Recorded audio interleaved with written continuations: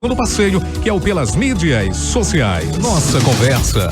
E a partir de agora, nossa conversa é com o advogado Arthur Dutra, ele que integra a comissão da OAB que acompanha as discussões, o debate sobre o plano diretor de Natal. Doutor Arthur Dutra, bom dia, seja muito bem-vindo. Bom dia, Ana Ruth, bom dia, ouvinte do 94 FM, satisfação estar aqui com você. Plano diretor da capital potiguar, com a discussão agora nos grupos técnicos. Como é que o senhor tem acompanhado essa situação? Eu tenho acompanhado como membro da comissão especial da OAB, a comissão que é presidida pelo advogado Mário Pegado. Eu sou vice-presidente, faço parte da comissão, e outros colegas advogados também estão participando dessa discussão como representante da entidade civil, né? A OAB sempre participa dessas discussões importantes e relevantes e não poderia deixar de participar dessa discussão fundamental que é do plano diretor.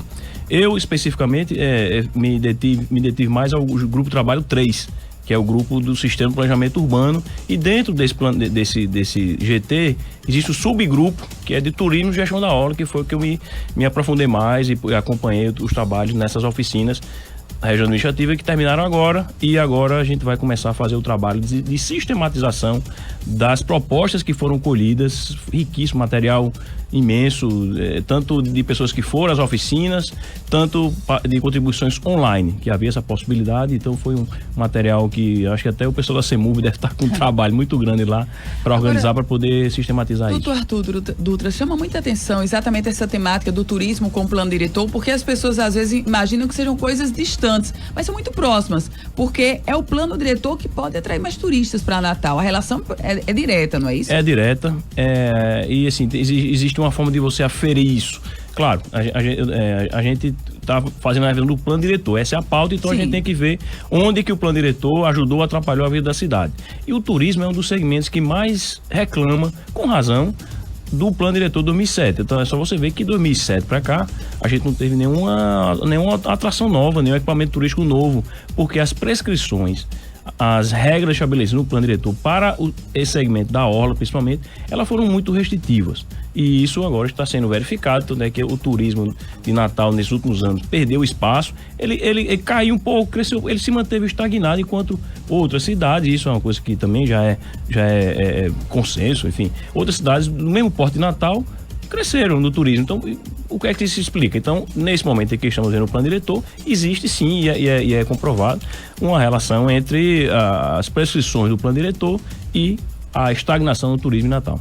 O senhor concorda com essa defesa do prefeito Álvaro Dias de erguer na orla da capital, doutor Arthur? Olha, eu posso falar com uma certa autoridade porque eu participei de todos os GTs, a seção da Zona Norte, eu estava viajando, sobre turismo e gestão da orla, e eu não vi nenhuma proposta de verticalização radical na linha da praia.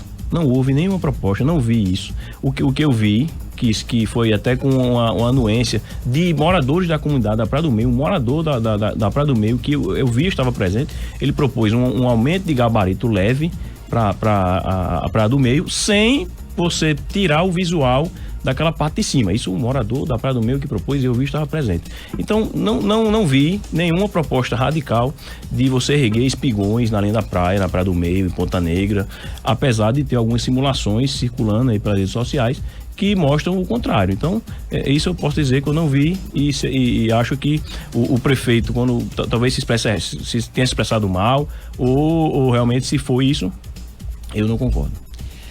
Doutor Arthur, vamos falar falando sobre a Praia do Meio, a gente lembra do Hotel Reis Magos, que alguns defendem um tombamento.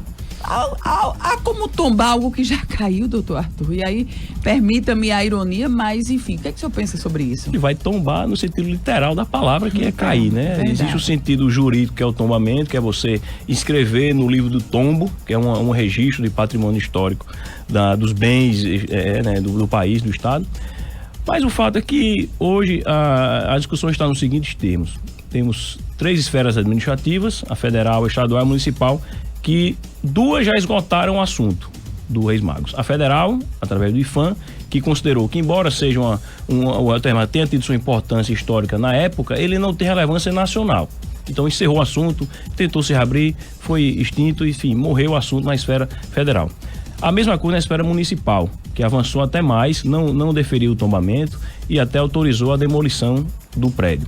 Resta ainda a esfera estadual, que já tem um parecer contrário do Conselho Estadual de Cultura, que é um órgão composto por cidadãos de credibilidade, pessoas que de referência Natal, que entendem de cultura, deu parecer com a esmagadora maioria, e resta agora só o secretário estadual de Educação dar a decisão final.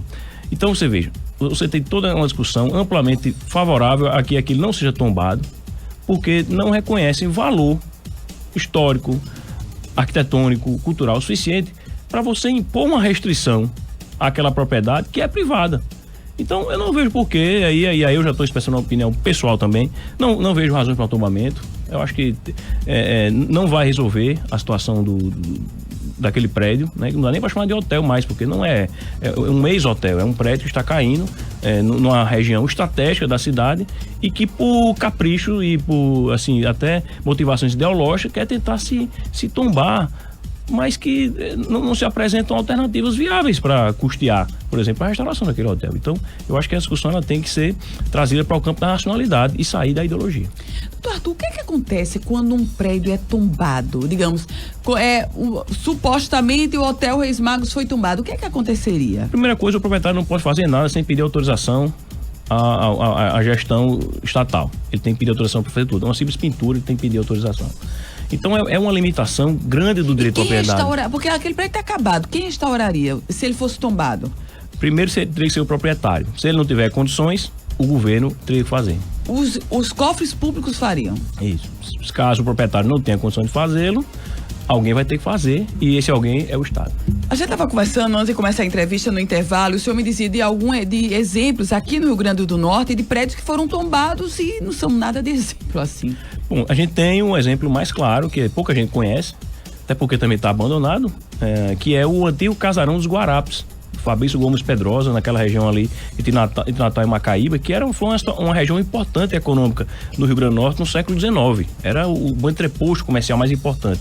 E aquele casarão, aquele casarão no alto dos Guarapes. O ouvinte, quando passa ali por Mangabeira, indo para Macaíba, tem aquela ponte com o Rio Jundiaí, que ali o rio pode chamar de Jundiaí. E lá em cima você vai ver esse casarão. Ruínas, totalmente ruína, o mato tomando de conta. E esse é um prédio tombado em 1990. Pelo patrimônio histórico estadual. E você vê de lá para cá, tentou fazer alguns projetos, tentou se direcionar em emendas parlamentares, mas o fato é que isso não significou, o tombamento não significou a manutenção da construção, pelo contrário, caiu. Então, essa discussão de tombamento, ela, do ponto de vista prático, e os exemplos que a gente tem, não agregam muito. Vai tombar, ok, tombou, e agora? De onde vai vir o dinheiro para restaurar aquela situação? E considerando também a velocidade, ironicamente falando, claro, das ações de Estado, é muito provável que, se houver o tombamento, vamos ter mais alguns anos daquele ex-hotel caindo cada vez mais, até que um dia ele vai cair totalmente, porque ele está na beira da praia, a ação do tempo, da maresia, da deterioração natural dos materiais, e ele vai cair antes que o governo possa fazer algum projeto e ter algum dinheiro para restaurar aquela construção. Doutor Arthur Dutra, nessa questão, o Conselho Estadual de Cultura, e me chamou muita atenção, o senhor disse que o Conselho, por uma esmagadora maioria, votou por não tombar o Hotel Reis Magos. E a informação que eu tenho é que nunca nenhuma Secretaria Estadual de Educação, nenhum secretário foi contrário ao parecer do Conselho. Isso mesmo? É isso mesmo, porque o Conselho, a composição dele é muito criteriosa.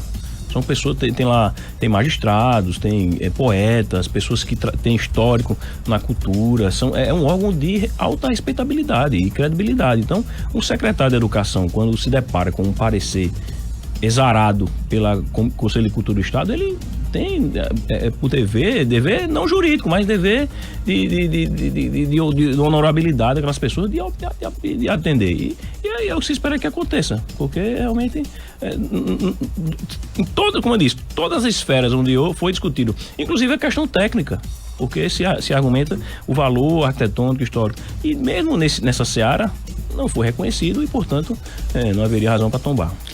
Doutor Arthur Dutra, nesse contexto, qual o risco que nós correríamos se o Hotel Reis Magos for tombado? Eu digo risco porque aquele espaço, a gente sabe, eu passo por ali, as pessoas comentam que serve de tráfico de drogas, de uso de droga, das pessoas esconderem produtos roubados. Como é que o senhor vê esse contexto social? Deixa eu contar uma pequena história sobre isso. Que numa das oficinas do plano diretor, A da Zona Leste, que é exatamente onde fica lá o Hotel Reis Magos na Praia do Meio, no final da discussão sobre as questões todas, uma senhora que mora na Praia do Meio, na rua atrás do Hotel Reis Magos, me chamou e disse: doutor, olha, eu moro atrás do Hotel Reis Magos. Eu não aguento mais conviver com aquilo. E narrando todos os infortúnios e todo o ambiente insalubre que ela é obrigada a conviver em razão daquele prédio abandonado e caindo aos pedaços deteriorados, que serve para toda sorte de mau uso, né? E além da questão estética. Então, você vê, tem as pessoas da própria região que estão incomodadas com aquela situação e querem uma resolução. E a gente precisa ter resolutividade com aquilo. Não adianta a gente entrar em debates bizantinos sobre o valor. Eu acho que ninguém vai desmerecer o valor histórico daquela construção para Natal naquela época, de você desbravar uma região que não tinha ocupação, de você iniciar a trajetória do turismo em Natal. Isso é muito importante, ninguém está desmerecendo isso. Apenas que a questão arquitetônica e a situação em que chegou aquele prédio não justifica uma paralisação, uma imobilização através de um documento que tem os efeitos que eu já disse aqui e que, se for imposto no mundo real, na prática, na situação financeira que o Estado vive. Eu estava ouvindo aqui no carro o rádio você falando sobre a situação também das contas do Estado, e é calamitosa. O Estado não tem dinheiro para pagar o mínimo, está rapando o tacho onde tem para pagar as despesas obrigatórias para manutenção da máquina, não vai ter dinheiro para restaurar, que é caríssimo restaurar aquela estrutura. Então essa é a situação real. Arthur Dutra, advogado e integrante da comissão da OAB, da Ordem dos Advogados do Brasil, que acompanha a discussão do plano diretor. Muito obrigada, doutor Arthur. Eu que agradeço, e assim, eu queria realmente convocar as pessoas à racionalidade nesse assunto do Hotel Reis Magos. Sinceramente, eu, como cidadão Natal, eu sempre morei aqui, eu tenho 36 anos, nunca morei em outra cidade, e eu me entristeço quando eu vejo uma situação daquela. Porque a gente que hoje ninguém frequenta mais, né? A Praia do Meio, infelizmente, está muito abandonada, e aquele ali é um símbolo de uma situação que poderia ser de fácil resolução, mas porque foi contaminada por visões ideológicas, termina travando tudo e criando um movimento que hoje é irracional dentro da situação que o Natal tem. E se a gente não conseguir resolver aquilo, como é que a gente vai, por exemplo, tentar dar uma nova ocupação, um novo mix, um novo gás à via costeira, que tem uma situação jurídica muito mais complicada e que precisa também desatar alguns nós e fazer algumas coisas. Então, essa é a reflexão que eu queria deixar aqui, agradecendo mais uma vez pelo espaço, para que a gente coloque a mão na consciência e realmente resolva essa situação, tendo em vista a realidade, porque a realidade é dura e ela não está de brincadeira. Arthur Dutra, muito obrigado, um ótimo dia. Eu que agradeço, bom dia. E as obras de recuperação da